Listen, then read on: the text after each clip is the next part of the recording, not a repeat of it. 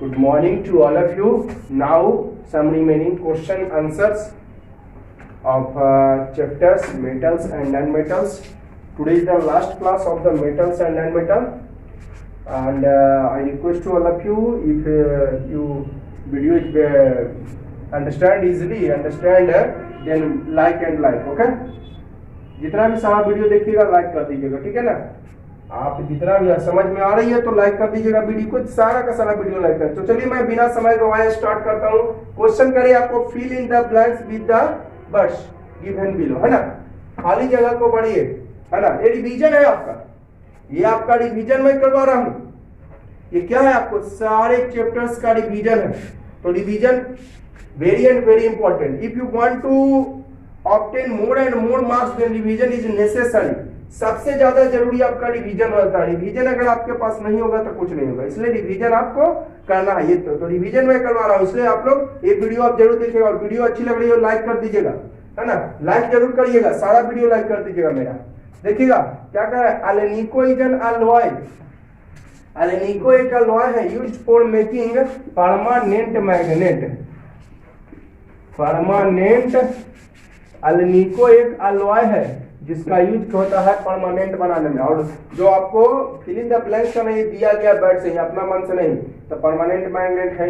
Alloy in which one of component mercury is known as क्या, is known as amalgam, ठीक है। A homogeneous mixture of two solid melt is known as क्या हो जाएगा, alloy हो जाएगा। Alloy ALLOY। The dot of alloy generally lowered। अच्छा the melting point बउआ, अलॉय का मेल्टिंग पॉइंट जो है ना वो आपका कंस्टिट्यूएंट, मतलब उसमें जो मिला हुआ है उससे के कम होता है। जैसे कि मैं बात करूं आपको ये ब्रास की, तो ब्रास का मेल्टिंग पॉइंट कम होता है कॉपर और जिंक से। ये सब पहले बताया हुआ। अब answer the following question. Amalgam क्या, अरे तो लिखाया ही। अमलगम एक अलॉय है इन which one of component mercury with other metal, है ना। सब पहले बताया हुआ, सब रिवीजन है। अमलगम एक अलॉय होता है जिसमें एक कंपोनेंट मर्करी एकदम होगा ही होगा विद अदर मेटल, जैसे कि सोडियम अमलगम, सिल्वर अमलगम, है ना। वाटर अलॉय, अलॉय क्या है और एग्जांपल देना है आपको कॉपर अलॉय का। तो अलॉय जो एक अरे तो इक्का यहाँ पे लिख दिया है कि homogeneous mixture of two solid metal alloy, two solid metal is known as alloy. तो alloy is homogeneous mixture of two और मोर मेटल्स, है ना। टू और मोर मेटल्स होगा, दो या दो से ज्यादा मेटल्स का, है ना। अलॉय क्या है, अलॉय एक होमोजेनियस मिक्सचर ऑफ टू और मोर मेटल्स। अलॉय जो है एक होमोजेनियस मिक्सचर है दो या दो से अधिक मेटल्स का। एग्जांपल दो को करा था कॉपर अलॉय का, तो ब्राउन कॉपर अलॉय मतलब copper is available must and must. तो ब्रास हो गया, ब्रॉन्ज हो गया, इसमें भी कॉपर इसमें भी कॉपर, ठीक है। देखिए और कुछ मैंने क्वेश्चंस लिखा, fill in the blanks with suitable word. जो कोई वर्ड दिया है उसी से आपको फिल इन द ब्लैंक्स करना है। अब पहला galvanisation is a process of depositing a thin layer of क्या, थिन लेयर ऑफ क्या, जिंक। तो ये सब पहले पढ़ चुके हैं आप लोग। थिन लेयर ऑफ जिंक हो जाएगा। गैल्वेनाइजेशन एक प्रोसेस है जिसमें coating of zinc on iron metal. Domestic utensils are made of copper और ब्रॉन्ज। ज्यादातर डोमेस्टिक मैंने घर में ही किचन में जो यूज होता है बर्तन, वो आपका कॉपर या ब्रॉन्ज, तांबा या कांसा का होता है। कोटेड विद टिन, टिन से कोटेड रहता है। This process is known as tinning.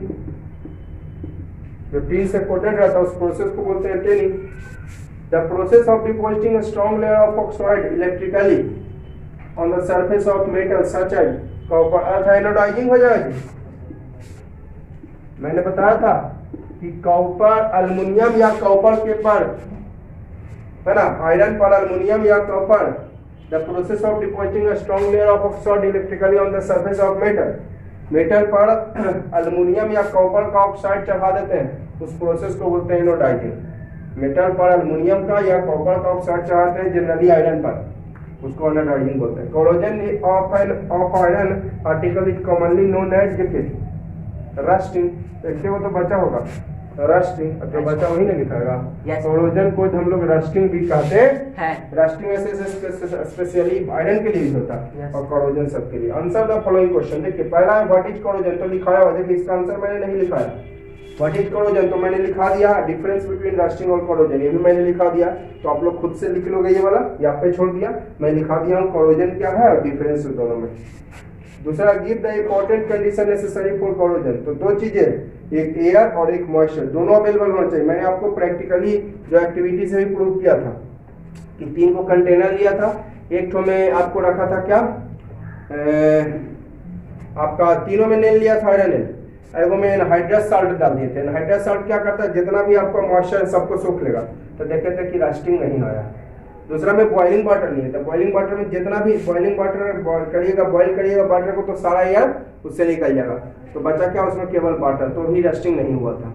लेकिन एगो में जनरल जो है सीन जो है छोड़ रख दिए थे, तो देखे थे क्या कि आपका नॉर्मल वाटर एगो में रखे थे, तो उसमें एयर भी है और वाटर मॉइस्चर भी है, तो उसमें रस्टिंग हुआ था। एनहाइड्रस साल्ट वाला में नहीं हुआ था, बॉइलिंग वाटर में नहीं होता, क्योंकि एनहाइड्रस साल्ट में सारा मॉइस्चर सोख लिया था, बॉइलिंग वाटर में सारा एयर निकल गया था, और नॉर्मल में तो दोनों है, तो इसलिए रस्टिंग हुआ था। तो ये सब मैंने आप लोगों को बताया था, ये कंडीशन ये एक्टिविटी प्रूव किया था। Explain 2 important method by which corrosion prevented, 2 method बताइए जिससे कोरोजन बचाया जा सकता है। तो पेंटिंग कर दीजिए, इलेक्ट्रोप्लेटिंग कर दीजिए, एलॉइंग कर दीजिए, एनोडाइजिंग कर दीजिए, गैल्वेनाइजेशन कर दीजिए, टिनिंग कर दीजिए, बहुत सारा मेथड है, लेकिन लिखना क्या हो, तो 2 इंपॉर्टेंट मेथड जिससे कोरोजन बचा सकता है, तो मैंने लिखा एक पेंटिंग और एक इलेक्ट्रोप्लेटिंग। अब देखिएगा कुछ और फिल इन द ब्लैंक्स है और questions. Fill in the blank, diamond है टेट्राहेड्रल स्ट्रक्चर हो जाएगा, टेट्राहेड्रल स्ट्रक्चर माने एक कार्बन 4 कार्बन एटम से जुड़े होते हैं। Graphite is also known as क्या, प्लम्बैगो, प्लम्बैगो और ब्लैक लेड, है ना, ये हमने ये सब भी लिखा है। रिवीजन है, रिवीजन देखिए, रिवीजन है आपका ये क्वेश्चन आंसर, तो आप लोग जरूर वीडियो देखिए, लाइक करते जाइएगा, वीडियो अच्छी लग रही है लाइक करते जाइएगा, सारा वीडियो लाइक कर दीजिएगा, मेरा जितना भी वीडियो देख रहे हैं सारा वीडियो आप लोग लाइक कर दीजिएगा, ठीक है। The dot dot dot held the layers of graphite together, अच्छा ग्रेफाइट के लेयर को एक साथ पकड़े हुए रहता, कौन, ये वंडर वाल्स फोर्स जी, वंडर वाल फोर्स, इसको इंटरमोलिकुलर फोर्स भी कहते हैं। वंडर वाल फोर्स को हम लोग इंटरमोलिकुलर फोर्स में कहते हैं। ग्रेफाइट लेयर को एक दूसरे किसी को ही पकड़े हुए वंडर वाल फोर्स, हमको पकड़े हुए, हमारा हाथ पैर सही सलामत है, इसका मतलब हमारा इंटरमोलिकुलर फोर्स एक दूसरे को पकड़े हुए है, यानी van der Waals force. Graphite is a good conductor of electricity due to presence of 1 free electron. मैंने बताया था आप लोगों को कि अगर गुड कंडक्टर है तो फ्री इलेक्ट्रॉन्स है, बैड कंडक्टर है तो फ्री इलेक्ट्रॉन्स नहीं है। जिसके पास फ्री इलेक्ट्रॉन्स है गुड कंडक्टर, फ्री इलेक्ट्रॉन्स नहीं है bad conductors. Number of carbon atoms linked to each carbon atom in graphite is 3, कहता एक carbon atom, number of carbon atom जुड़ा हुआ होता है ईच कार्बन एटम में इन ग्रेफाइट, ग्रेफाइट में एक कार्बन एटम जुड़ा होता है 3 कार्बन एटम से, ग्रेफाइट में एक कार्बन एटम जुड़ा होता है 3 कार्बन एटम से। अगला आंसर द फॉलोइंग 2 इंपॉर्टेंट, ये चारों मैं आप पे छोड़ दिया। 2 इंपॉर्टेंट यूजेज ऑफ डायमंड लिखाया हुआ है, स्ट्रक्चर ऑफ ग्रेफाइट लिखाया हुआ है, 2 डिफरेंसेस बिटवीन डायमंड ग्रेफाइट लिखाया हुआ है, 3 इंपॉर्टेंट यूजेज ऑफ ग्रेफाइट सब लिखाया हुआ है। तो चारों मैंने आप पे छोड़ दिया, ठीक है। अब कुछ और क्वेश्चंस पर देखिएगा, ये आपका रहेगा इस चैप्टर का लास्ट, है ना, लेक्चर, ये चैप्टर का आपका लास्ट पॉइंट रहेगा, लास्ट क्वेश्चंस रहेंगे इस चैप्टर के। फिल इन द ब्लैंक्स, पहला करा variety of coal has maximum percentage of carbon, तो एंथ्रासाइट, एंथ्रासाइट जो है आपको मैक्सिमम परसेंटेज ऑफ कार्बन रखता है। कोई गैस की तरह जलता है, माचिस जलाइएगा तो गैस की तरह जलेगा आपको एंथ्रासाइट, तो वेराइटी सबसे ज्यादा कार्बन है। Is used to remove brown colour, अब देखिए काला है अगला, is used to remove brown colour, तो ब्राउन कलर को हटाने में मैंने एनिमल चारकोल के यूजेज में लिखा था, heat absorb foul smell, FOUL, foul means खराब स्मेल को हटाता है, एब्जॉर्ब करता है। साथ ही एनिमल चारकोल के यूज में coloured matter absorbs coloured matter from the solution, animal charcoal के यूज में, यूजेज ऑफ, जब एनिमल चारकोल मैं लिखा रहा होगा तो उस समय मैंने बताया था आप लोगों को कि remove brown colour from the solution. तो यही पर, यहाँ पर यही तो कहा है, use to remove brown colour from the solution. तो कौन? एनिमल चारकोल, एनिमल चारकोल है ना, is used, animal charcoal is used to remove brown colour from sugar cane juice, है ना, from the solution.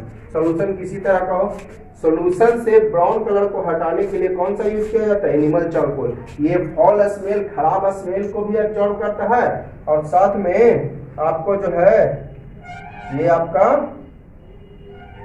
Coloured matter absorb करता है, coloured matter from the solution. Solution से coloured matter को absorb करता है कौन? एनिमल चारकोल, है ना, एनिमल चारकोल कलर्ड मैटर। तो ये sugar cane juice coloured matter हुआ, है ना, जो कि ब्राउन कलर, तो कलर्ड मैटर को हटा दिया कौन? Animal charcoal. अब देखिए गैस मास्क, अभी तो लिखा है, यहाँ पर भी लिखा है यूजेज ऑफ वुड चारकोल में मेकिंग गैस मास्क। तो वुड चारकोल का use, would charcoal is used in making gas mask. यहाँ पर भी लिखा है यूजेज ऑफ वुड चारकोल में इन मेकिंग गैस मास्क। अब देखिए लैंप ब्लैक, हाँ ये हो जाएगा lamp black is commonly named as kajal. जो आप लोग लगाते हैं और जो महंगा महंगा काजल होता है ना, लेक्मी का, कौची कौची का, एकदम सिंपल वे में आप घर में बना सकते हैं, है ना। 150 रुपये का, 200 रुपये का काजल आता है लेक्मी का, लेकिन घर पे आप बना सकते हैं काजल। और वही तरीका से आपको काजल बनाता है कंपनी।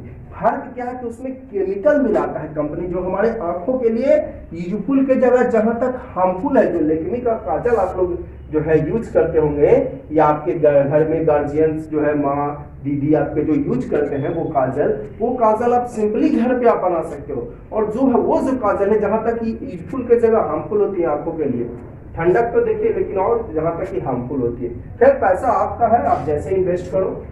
तो lamp black commonly named as kajal. अब देखिए white as carbon leaves marks on paper, ये मैंने क्वेश्चन का आंसर लिखा दिया था पहले भी कि पेपर पर जो है आपका कार्बन जो है निशान क्यों छोड़ता है। तो देखिए different layer of carbon in graphite loosely है, ये जो लेयर्स होता है वो लूजली होता है, मतलब कमजोर होता है और आसानी से डिपोजिटेड होता है पेपर पर, इसलिए निशान छोड़ता है। इसका जो ग्रेफाइट का जो लेयर होता है वो वीक होता है, कमजोर होता है, लूजली हेल्ड होता है, तो आसानी से डिपोजिटेड हो जाता है और लीव्स मार्क्स ऑन पेपर। अगला black material inside the pencil, तो ग्रेफाइट है। अब two uses of lamp black और शुगर चारकोल और वुड चारकोल का लिखना, ये तो रिमेम्बर पॉइंट है आपका। तो वीडियो लाइक करते जाइएगा आप लोग, ठीक है। जितना भी हमारा वीडियो आप लोग देख रहे हैं सारा वीडियो लाइक करते जाइएगा, देखिए, है ना, आगे देखिएगा और आप लोग शेयर करते जाइएगा। और शुरू से कोई भी चैप्टर पढ़ोगे, ठीक है, ऐसे बीच में पढ़ोगे तो दिक्कत होगी, ठीक है, तो लाइक कर दीजिएगा वीडियो को।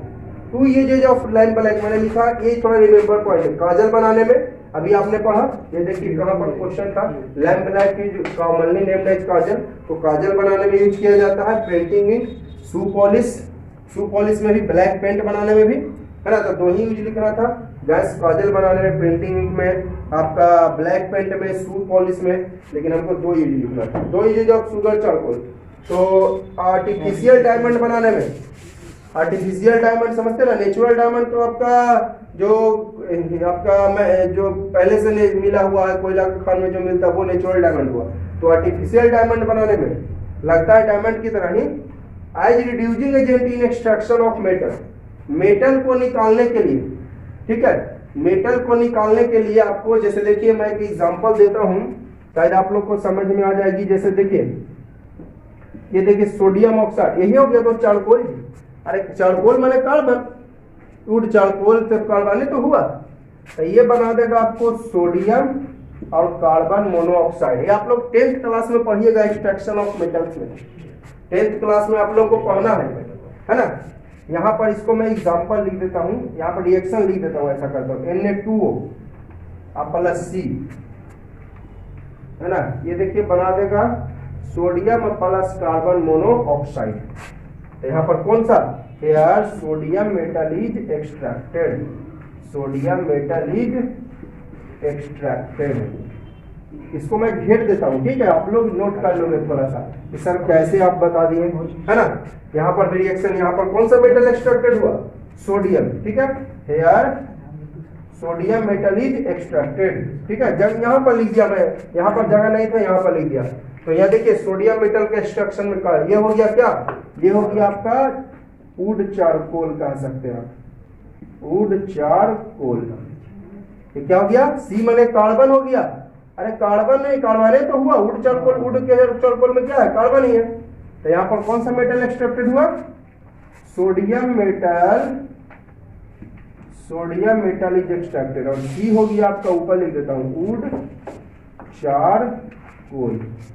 तो वुड चारकोल का यूज कैसे में हुआ, आपको मेटल का एक्सट्रैक्शन, एक्सट्रैक्शन मतलब निकालना, एक्सट्रैक्शन मतलब होता है क्या, निकालना, है ना, मेटल निकालने में वुड चारकोल आपको प्रिपेयर डायमंड, आर्टिफिशियल डायमंड में reducing agent as extraction of metal, है ना, मेटल का एक्सट्रैक्शन है, मेटल निकालने में, ठीक है।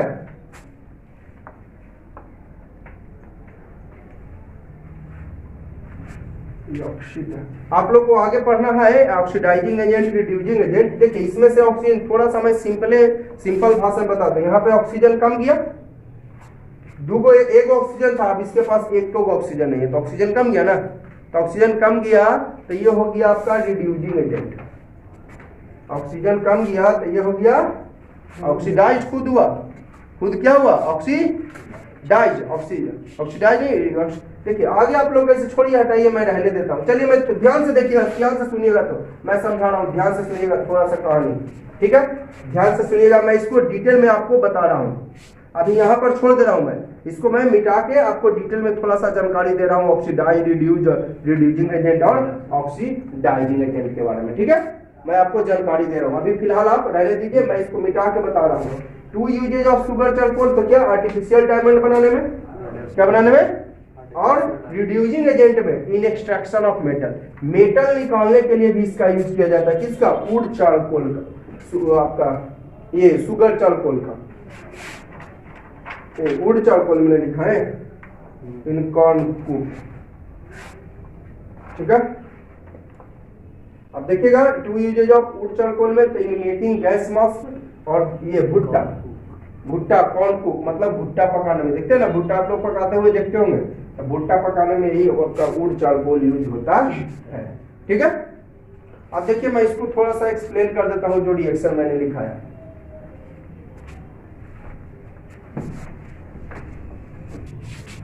देखिए थोड़ा रिड्यूसिंग एजेंट, ऑक्सीडाइजिंग एजेंट के बारे में मैं बता ही देता हूँ। जैसे कि शुगर चारकोल के यूज में मैंने लिखाया, शुगर चारकोल का यूज में मैंने आप लोगों को लिखाया क्या, as reducing agent in extraction of metal, metal निकालने के लिए, है ना। यूजेज ऑफ था ना जी शुगर चारकोल, आपके क्वेश्चन में क्या क्या लिख रहा था, 2 uses of lamp black, sugar charcoal और वुड चारकोल, है ना। चारकोल मतलब कार्बन, चारकोल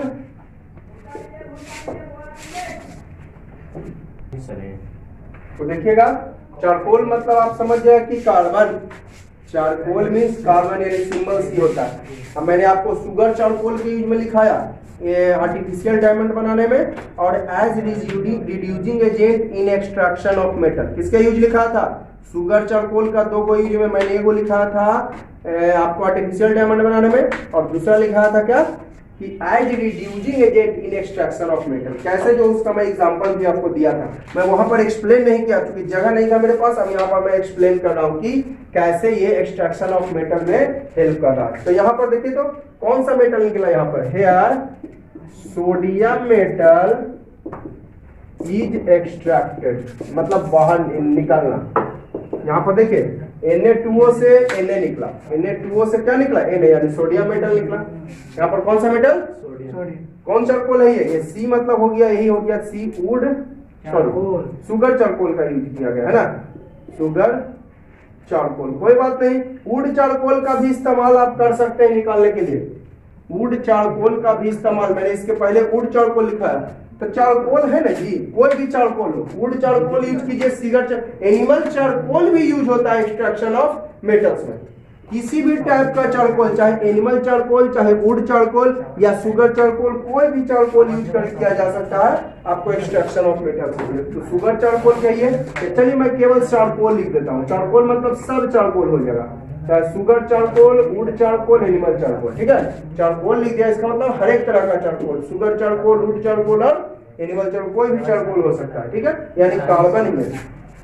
तो देखिए पहले आप मीनिंग कुछ समझ लीजिए। ऑक्सीडाइजिंग एजेंट मतलब होता है ऑक्सीजन बढ़ाने में मदद करना। रिड्यूसिंग एजेंट मींस ऑक्सीजन घटाने में मदद करना। Oxidising agent help in increase to oxygen, oxygen बढ़ाने में मदद करना। Reducing agent help in decrease to oxygen, oxygen कमाने में मदद करना, ठीक है। और ऑक्सीडाइज मतलब होता है ऑक्सीजन बढ़ गया, रिड्यूस मतलब ऑक्सीजन कम गया। ध्यान दीजिएगा, ऑक्सीडाइज मींस ऑक्सीजन बढ़ गया, रिड्यूस मींस ऑक्सीजन कम गया। ऑक्सीडाइजिंग एजेंट मतलब ऑक्सीजन बढ़ाने में मदद करना, और रिड्यूसिंग एजेंट ऑक्सीजन कमाने में मदद करना। अब देखिए कुछ मीनिंग समझ लीजिए। Na2O के पास कै गो ऑक्सीजन है? एक। और यहाँ पर कै गो है? एक भी नहीं, तो ऑक्सीजन कम गया तो रिड्यूस्ड। इसके पास एक भी ऑक्सीजन नहीं है, अब इसके पास एक हो गया, ऑक्सीजन बढ़ गया तो oxidised. Physical and chemical change में मैं आप लोगों को पढ़ाऊंगा भी ये चीज। आप लोग को अगर मौका मिला तो मैं बताऊंगा। 10th क्लास में तो पूरा डीप में पढ़ना है, लेकिन 10th क्लास का पढ़ाई मैं अभी आप लोगों को पढ़ा रहा हूँ। पूरा डीप में पढ़ना है लेकिन अभी पढ़ा रहा हूँ। ये तो फिर से देखिए, एक ऑक्सीजन था, अब इसके पास एक भी ऑक्सीजन है, ऑक्सीजन कम गया तो रिड्यूस्ड। इसके पास एक भी ऑक्सीजन नहीं, अब एक ऑक्सीजन हो गया, ऑक्सीजन बढ़ गया तो ऑक्सीडाइज्ड, ठीक है। ऑक्सीडाइज्ड और रिड्यूस्ड तो आप समझ गए। अब देखिए ध्यान से ध्यान से ध्यान से ध्यान से, इसमें ऑक्सीजन कम गया, इसमें ऑक्सीजन कम गया। तो ऑक्सीजन कम गया किसकी वजह से?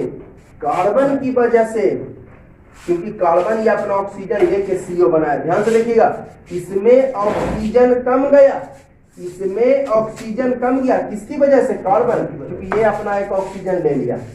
तो इसका हेल्पर कौन हुआ? कार्बन। तो कार्बन हो गया रिड्यूसिंग एजेंट, या चारकोल कहिए, कार्बन इज रिड्यूसिंग। अब देखिए इसमें ऑक्सीजन बढ़ गया, बढ़ा किसकी वजह से? ये इसमें ऑक्सीजन बढ़ गया, बढ़ा इसकी वजह से, क्योंकि इसके पास तो ऑक्सीजन थी नहीं, इसके पास ऑक्सीजन बढ़ गया, बढ़ा किसकी वजह से? Na2O की वजह से। तो Na2O हो गया आपका कौन एजेंट? यानी ऑक्सीडेशन में मदद। ये खुद ऑक्सीडाइज है, ये खुद ऑक्सीडाइज है। ध्यान से देखिएगा, एकदम ध्यान से देखिएगा, लाइक कर दीजिएगा वीडियो को। ये खुद आपका ऑक्सीडाइज है, यानी ऑक्सीजन बढ़ गया। अब बढ़ा किसकी वजह से? Na2O की वजह से, क्योंकि यही ना दिया जी ऑक्सीजन। इसके पास ऑक्सीजन आया कहां से? इसके पास ऑक्सीजन आया कहां से? ये Na2O से। तो ये खुद ऑक्सीडाइज हुआ और इसका हेल्पर हो गया Na2O। तो Na2O हो गया आपका कौन एजेंट? Oxidising agent. आप देखिए खुद रिड्यूस हुआ, ऑक्सीजन कम गया। लाइक कर दीजिएगा। देखिए वीडियो आप लोग को पसंद आ रही है, समझ में आ रही है, लाइक कर दीजिएगा, ठीक है। Na2O खुद रिड्यूस हुआ, यानी ऑक्सीजन कम गया, ऑक्सीजन कम गया। तो इसके पास कमा किसकी वजह से? ये, क्योंकि ये कार्बन ले लिया, तो ये इसका हेल्पर हो गया ये, तो कार्बन रिड्यूसिंग एजेंट। तो ऑक्सीडाइजिंग एजेंट, रिड्यूसिंग एजेंट आप लोग समझ गए। 10th क्लास में पूरा डिटेल में पढ़ना, और 10th क्लास का चीज मैंने अभी आप लोग को पढ़ा दिया, एडवांस पढ़ा दिया, इसलिए जरूर लाइक करिएगा आप लोग वीडियो को, और शुरू से वीडियो देखिए, सारा का सारा वीडियो। तो ये था आपका last class of the metals and non metals chapter, है ना। अगर इसके बाद भी कोई डाउट हो तो आप लोग कमेंट सेक्शन में कमेंट कीजिए, और वीडियो को लाइक कीजिए, शेयर कीजिए, सब्सक्राइब कीजिए, और जो चैनल पे नए हैं वो तो जरूर से जरूर सब्सक्राइब कीजिए, है ना। तो इस वीडियो के लिए इतना ही, और इस चैप्टर के लिए भी इतना ही। लेकिन इसके बाद अगर कोई डाउट हो तो मैं बार बार बोल रहा हूँ, कमेंट कीजिएगा और लाइक कर दीजिए।